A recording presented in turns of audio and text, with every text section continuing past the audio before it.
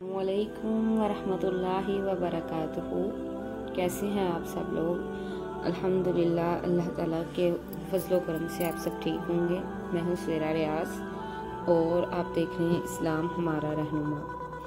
माँ की खिदमत का रों गट्ठे कर देने वाली ये तहरीर है जो कि मैंने ली है। मेरा नाम कलीम हैदर है। मैं फ़ौज में मेजर था।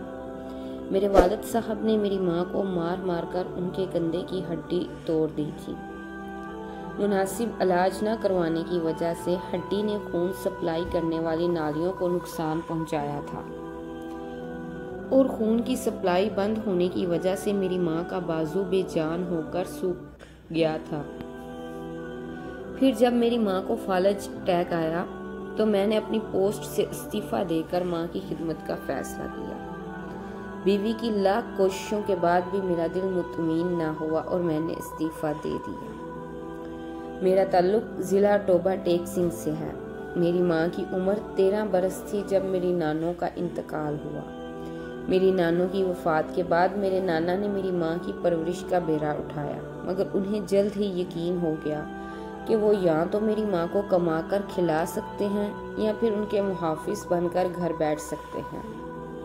लिहाजा जब मेरी माँ 16 बरस की उम्र को पहुंची तो मेरी माँ का निकाह मेरे नाना ने अपने भतीजे मेरी माँ के चचाजाद से ये सोचते हुए कर दिया कि घर का देखा बाला लड़का है, मेरी बेटी को अच्छी तरह समझता है, मेरा भतीजा भी है, इसलिए खुश रखेगा। मगर ये बात मेरे नाना के ख्वाम ख्याली ही साबित हुई। मेरे नाना मेरी माँ की शादी के बाद ढेर बरस जिंदा रहे। इन ढेर बरसों में मेरी माँ 3 बार उठ कर अपने बाप की दहलीज पर आई। हर बार मेरे नाना ने अपनी भाई मेरे दादा की मिन्नत समाजत करके मेरी माँ को वापस भिजवा दिया। ढेर बरस बाद मेरे नाना का इंतकाल हुआ तो मेरी माँ बिल्कुल लावारिस हो गई। मेरे दुधियाल वालों को खुली छुट्टी मिल गई। अब मेरे वालिद मोहतरम के साथ साथ मेरी दादो और दोनों पुफियाँ भी मेरी माँ को पीटने का कोई मौका हाथ से न जाने देती। यहाँ तक कि एक बार मेरे वालिद साहब ने जुम्मा की नमाज के लिए जाना था और मेरी माँ तबीयत खराबी की वजह से उनके कपड़े इस्त्री करके न रख पाई, तो इस बात पर उन्होंने मेरी माँ को कपड़े धोने वाले डंडे से मार मार कर उनके कंधे की हड्डी तोड़ दी। कंधे की हड्डी तोड़ने के बाद किसी डॉक्टर तक को दिखाने की जहमत न की गई, बल्कि उल्टा मेरी माँ दर्द से कराहती तो उसे और पीटा जाता और बहाने खोर जैसे अलकाबात से नवाजा जाता। यहाँ तक कि मुसलसल हरकत में रहने की वजह से टूटी हुई हड्डी ने उंगलियों और बाजू को खून सप्लाई करने वाली नालियों को भी कट कर दिया। जब खून सप्लाई करने वाली नालियाँ कट हो गईं तो खून की सप्लाई आहिस्ता आहिस्ता उंगलियों तक पहुँचना बंद हो गई और बाजू बेजान होना शुरू हो गया। यहाँ तक बाजू बेजान होकर सूख गया और साथ ही लटक कर रह गया। जब मेरे दुधियाल वालों को यकीन हो गया कि मेरी माँ बिल्कुल मफलूज हो चुकी है तो उन्होंने मेरी माँ पर बदकिरदार होने का इल्ज़ाम लगाकर उसे तलाक दिलवा कर घर से निकलवा दिया। जब मेरी माँ को तलाक देकर घर से निकाला गया उस वक़्त मैं अपनी माँ के पेट में 7 माह का हो चुका था। 2 माह तक मेरी माँ को गांव की दाई ने अपने घर पनाह दिए रखी। 2 माह बाद जब मेरी पैदाइश हुई तो मेरे दुधियाल वालों को खतरा पैदा हो गया कि कहीं मैं उनकी जायदाद न हथिया लूं। इसलिए उन्होंने मेरी माँ को दाई के घर बल्कि गांव से भी निकलवा दिया। गांव से निकाले जाने के बाद मेरी माँ के पास और कोई ठिकाना नहीं था, इसलिए मेरी माँ मुझे कपड़े की एक गांठ में लपेटकर कभी दांतों की मदद से कभी कंधे से लटका कर टोबा टेक सिंह शहर पहुंची और पहली रात मेरी माँ ने मुझे लेकर एक गोश्त वाले फट्टे के नीचे गुजारी और सारी रात मेरी माँ मुझे गोद में रख के जागती रही ताकि कोई आवारा कुत्ता मुझे चबा न ले। वक्त गुजरता है, पहले पहल मेरी माँ फ्रूट वाली रेहड़ियों के आसपास परा गंदा फ्रूट उठाकर अपना पेट भरती है, फिर अल्लाह ताला के बनाए निज़ाम के ज़रिए उस खुराक को दूध में बदल कर मेरे लिए खुराक का बंदोबस्त करती है और मेरा पेट भरती है। जब मेरी माँ को बाज़ार में रहते कुछ अरसा गुजरता है तो मकामी दुकानदार मेरी माँ पर इतबार करने लगते हैं। यूँ उन्हें दुकानों में सफाई का काम मिल जाता है। दुकानों में मुझे उठाकर अपने पीछे झोली नुमा कपड़े में डालकर अपने पीछे लटकाने के बाद सिर्फ एक हाथ से सिफाई करना बहुत मुश्किल हो जाता। इसलिए मेरी माँ कुछ पैसे जमा करके ब्रश पॉलिश और हथौड़ी, कील, धागा और सुए खरीदने के बाद जूते सप्लाई करने का काम शुरू कर देती है। मेरी माँ मुझे गोद में लटाकर एक हाथ और मुंह की मदद से जूते सिलाई करती है। कुछ खुदा तर्स लोग मेरी माँ को उजरत से ज़्यादा पैसे दे जाते हैं, जबकि कुछ ओबाश नौजवान जानबूझ कर सीवरेज की नाली में जूता गंदा करके मेरी माँ को पॉलिश करने के लिए देते हैं, और जब इस जूते को मुंह और कपड़े की मदद से मेरी माँ साफ करती है तो मेरी माँ की बेबसी पर हंसते हैं। खैर, वक्त गुजरता रहा, मैं स्कूल जाने की उम्र को पहुंचता हूं तो मेरी माँ मुकामी इमाम मस्जिद और चंद मुअज़्ज़िज़ लोगों के ज़रिए मेरे वालिद साहब से इस वादे पर शनाख्ती कार्ड की कापी ले लेती है कि मेरा बेटा बड़े होकर कभी दुधियाल की जायदाद में से हिस्सा तलब नहीं करेगा।